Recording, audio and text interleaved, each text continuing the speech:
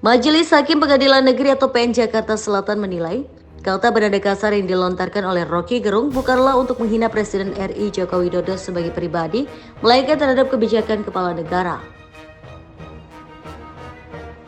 Hal ini termuat dari pertimbangan putusan Majelis Hakim dalam gugatan perbuatan melawan hukum atau PMH yang dilayangkan David Tobing terhadap Rocky Gerung lantaran diduga telah menghina Presiden Republik Indonesia Joko Widodo. Putusan nomor perkara 712-PDT-G-2023 PN Jakarta Selatan ini diketuk oleh Majelis Hakim yang dipimpin Hakim Juyamto serta Hakim Agung Sutomo Toba dan Hakim Andri Widyo Laksono sebagai anggota pada Kamis 25 April 2024. Dalam gugatan ini, David yang berprofesi sebagai advokat merasa terhina dengan pernyataan Rocky Gerung yang dinilai memuat hinaan terhadap kepala negara.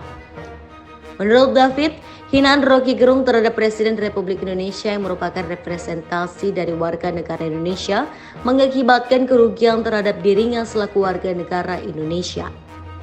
Ia menilai hinaan Rocky Gerung tidak hanya merusak harkat dan martabat kepala negara, tetapi juga seluruh bangsa Indonesia. Tindakan Rocky Gerung pun dinilai telah mencederai citra bangsa Indonesia sebagai bangsa yang ramah tamah, menjunjung tinggi nilai budaya, kesopanan, dan kesusilaan. Namun menurut Majelis Hakim, yang dipermasalahkan oleh David adalah perkataan Rocky jika dipahami secara komprehensif bahwa frasa atau kalimat yang diutarakan tidak dapat dipisahkan dengan frasa atau kalimat sebelumnya.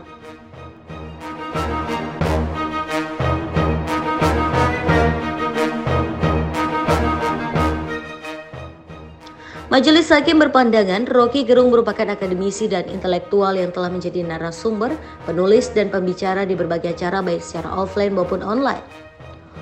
Rocky dinilai memiliki kebebasan untuk berpikir, berpendapat, atau memberikan pandangan terhadap suatu kebijakan pejabat publik dan hal tersebut nyatanya dijamin oleh Undang-Undang Dasar Negara Republik Indonesia tahun 1945.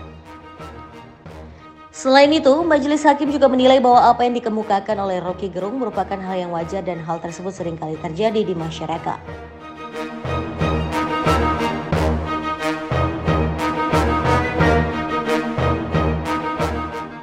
Dengan demikian, Majelis Hakim berpendapat terhadap dalil-dalil pokok gugatan David yang menyatakan perbuatan Rocky dapat dikualifikasikan sebagai perbuatan melawan hukum, tidaklah beralasan hukum, dan harus ditolak.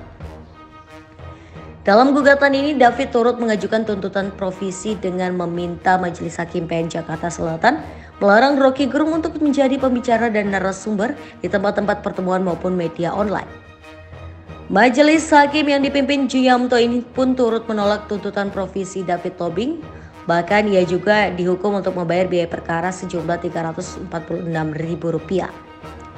Sebelumnya, Rocky Gerung telah menyesal karena kritikannya yang diduga bernada hinaan kepada Presiden Joko Widodo menimbulkan perselisihan serta pro dan kontra di publik.